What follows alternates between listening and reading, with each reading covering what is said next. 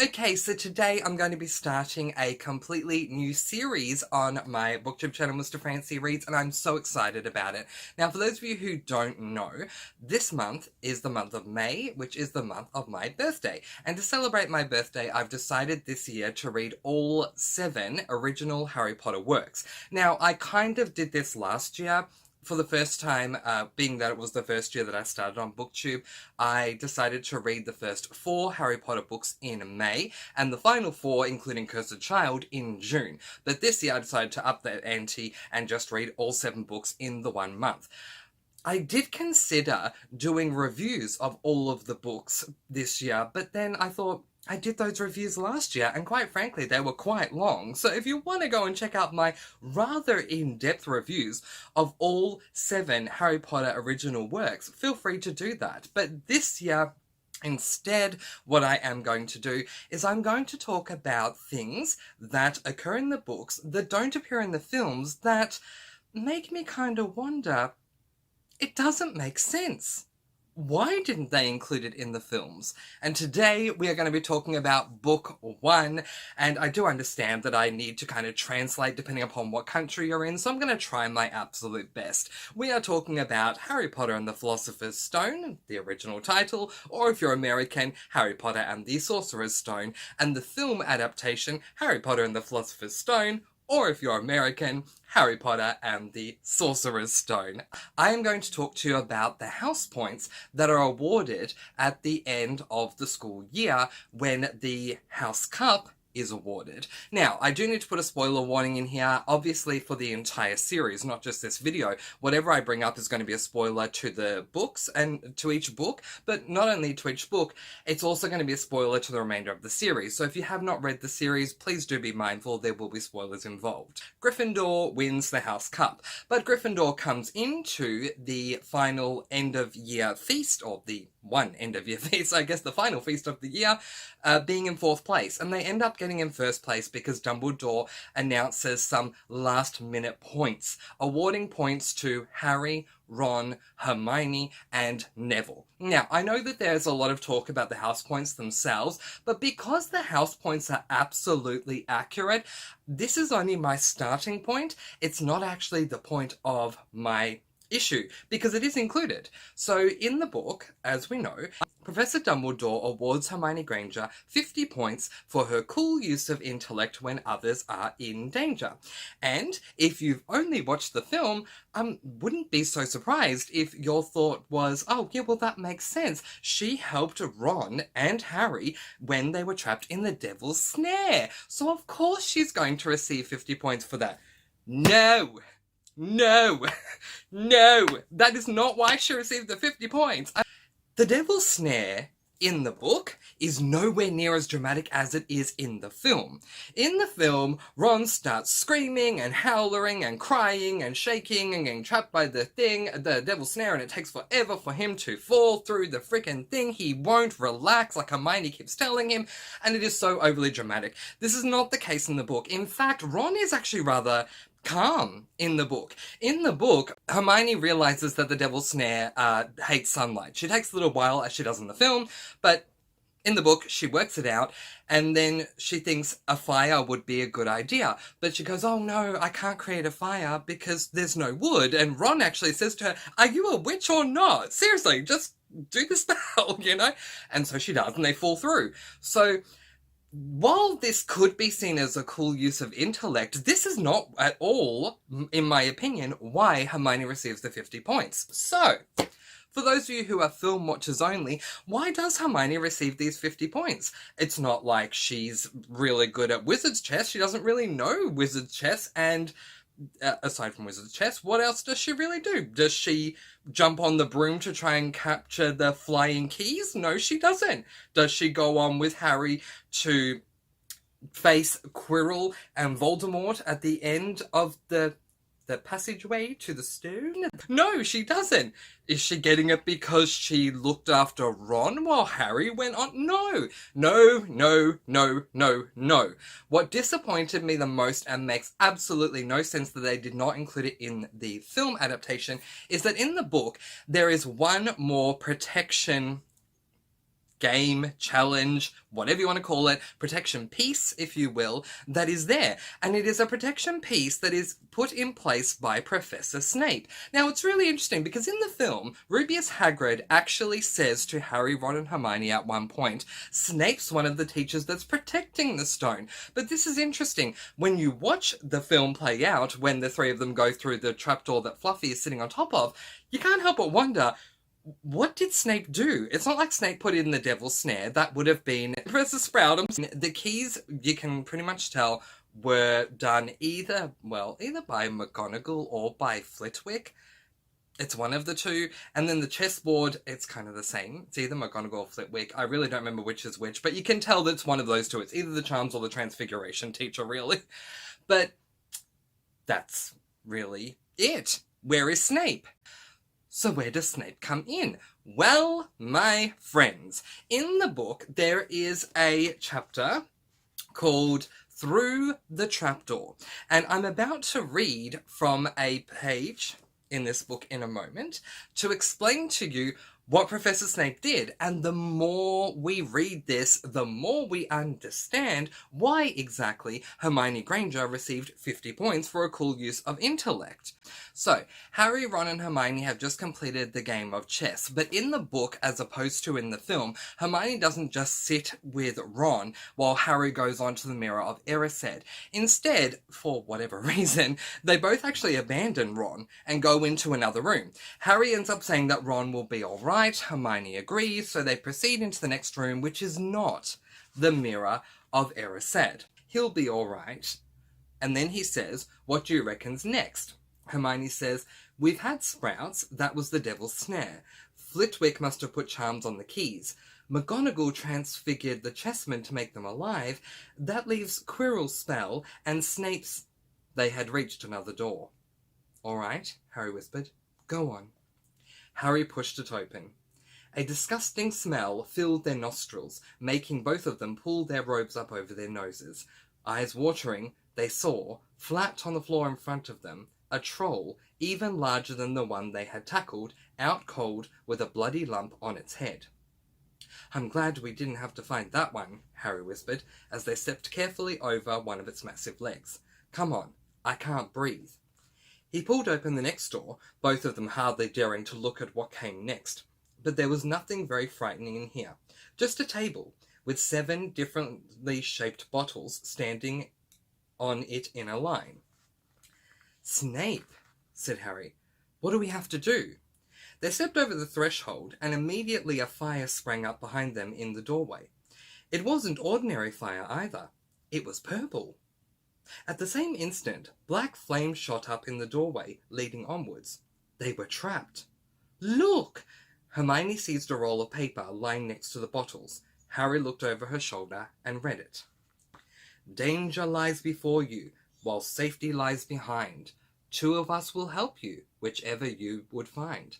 1 among us 7 will let you move ahead. Another will transport the drinker back instead. 2 among our number hold only nettle wine. 3 of us are killers, waiting hidden in line. Choose unless you wish to stay here forevermore. To help you in your choice, we give you these clues 4. First, however slyly the poison tries to hide, you will always find some on nettle wine's left side. Second, different are those who stand at either end, but if you would move onwards, neither is your friend. Third, as you see clearly, are all different size. Neither dwarf nor giant holds death in their insides. Fourth, the second left and the second on the right are twins once you taste them, though different at first sight. Hermione let out a great sigh, and Harry, amazed, saw that she was smiling, the very last thing he felt like doing. Brilliant, said Hermione. This isn't magic, it's logic. A puzzle. A lot of the greatest wizards haven't got an ounce of logic. They'd be stuck in here forever. But so will we, won't we? Of course not, said Hermione. Everything we need is here on the paper. 7 bottles, 3 are poison, 2 are wine, 1 will get us safely through the black fire, and 1 will get us back through the purple. Needless to say, Hermione does go on to figure out exactly which potions she needs. The problem with not including this scene, and yet including the Devil's Snare, is more massively monumental than a lot of people think. And I'm going to explain why by putting this book behind me. I'm sorry, I was just sick of holding it up. And I'm going to get rather emphatic here, so I just want to put the book down. Okay, so let's unpack this. First of all, Hermione working out the logic behind the potions, and Hermione actually saying a lot of wizards would be stuck in here because this is magic. They're used to magic. This is not magic. This is logic. So cool use of intellect when others were in grave danger. Yeah. That room, that's what it is. Also, as I said earlier, in the book with the Devil's Snare, and this is where we get to why it's such a monumental deal that this scene was not included.